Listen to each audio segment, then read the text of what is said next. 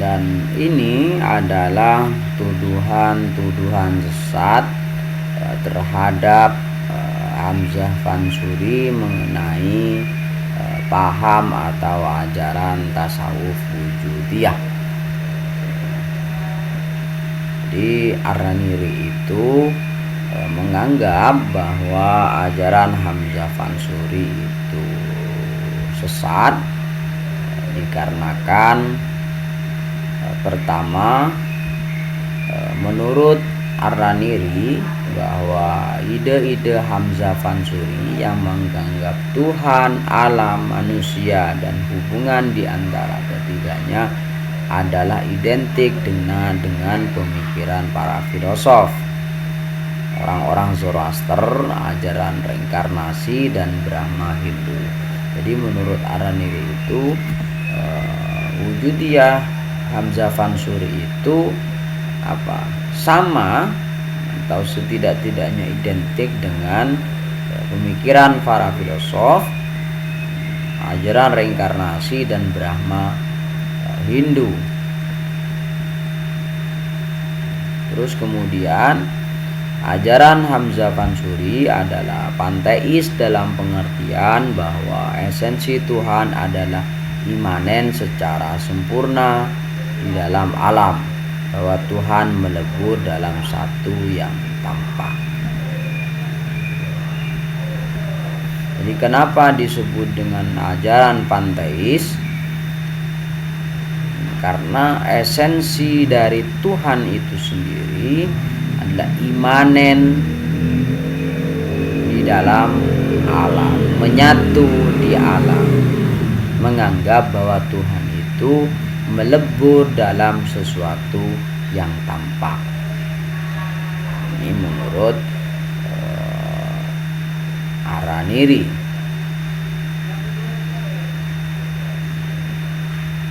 Terus kemudian menurut Ar-Raniri bahwa sebagaimana para filosof, Hamzah Fansuri itu percaya bahwa Tuhan itu adalah wujud yang sederhana atau simple. Terus kemudian Hamzah Fansuri dianggap seperti kaum Qadariyah dan Mu'tazilah yang yakin bahwa Al-Quran itu ciptaan atau makhluk.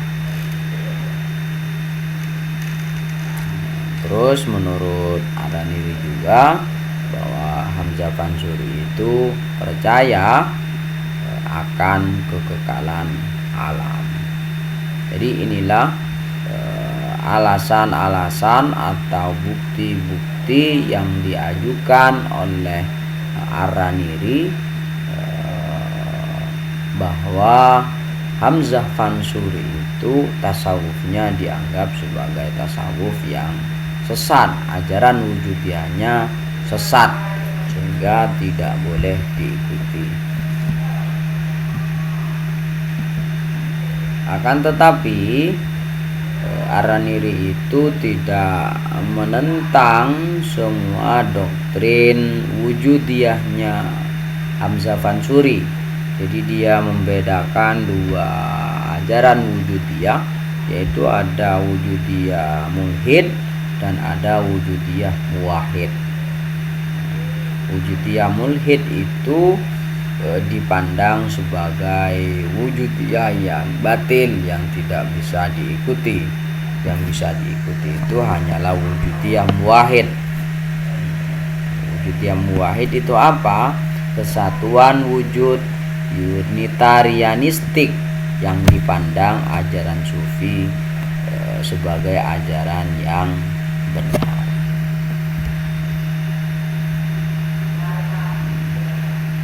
Terus kemudian atas pengajuan bukti-bukti kesesatan dari ajaran wujudiyahnya Hamzah Fansuri ini, Ar-Raniri yang posisinya pada saat itu menjadi pemuka agama di kerajaan, dia menganjurkan kepada sultan agar para pengikut dan para pemeluk ajaran wujudiyah itu dihukum dan buku-bukunya dibakar.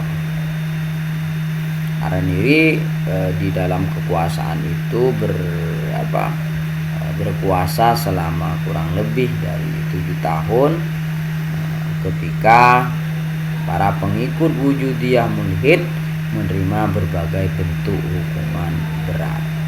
Jadi secara umum, secara garis besar, bahwa antara Hamzah Fansuri dan Araniri ini sama-sama menjadi pemuka agama di kerajaan Aceh pada waktu itu, tetapi masanya berbeda. Pada masa Hamzah Fansuri, dia juga menjadi pemuka agama, sehingga ajaran Wujudiyahnya itu memiliki pengaruh besar di istana dan di luar istana, bahkan sampai ke beberapa daerah di Nusantara. Nah, ketika Hamzah Fansuri ini sudah tidak ada, kemudian kerajaan itu berganti paham dari paham tasawuf yang pada awalnya tasawuf falsafi atau sufistik filosofis itu, ketika pada era-era kemudian itu berganti menjadi berpaham atau menganut tasawuf yang sunni, dengan Araniri ini sebagai pemuka agama di kerajaan itu.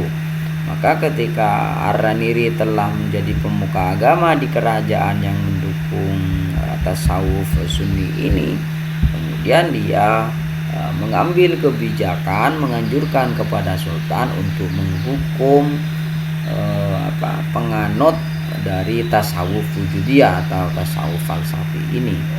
Jadi ini tidak bisa dilepaskan juga dari unsur politik yang ada pada waktu itu, unsur kekuasaan yang ada pada waktu itu.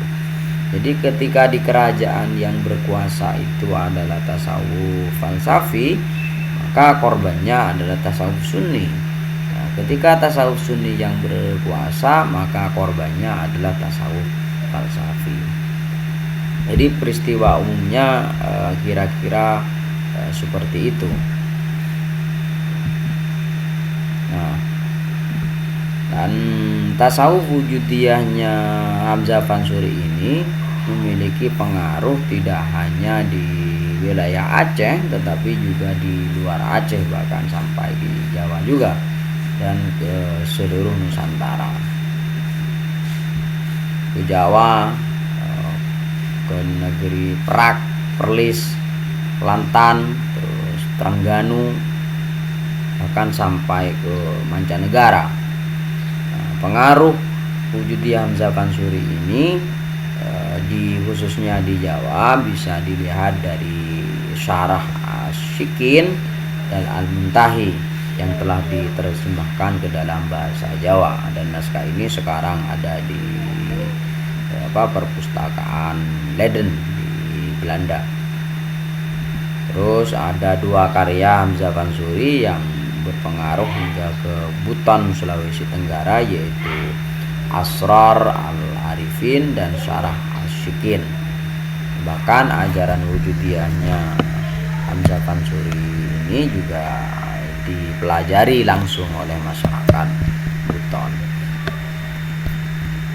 Jadi yang bisa disimpulkan dari pembahasan hari ini adalah bahwa Syekh Hamzah Fansuri itu merupakan pelopor tasawuf Wujudiyah, tasawuf Wahdatul Wujudnya Ibnu Arabi.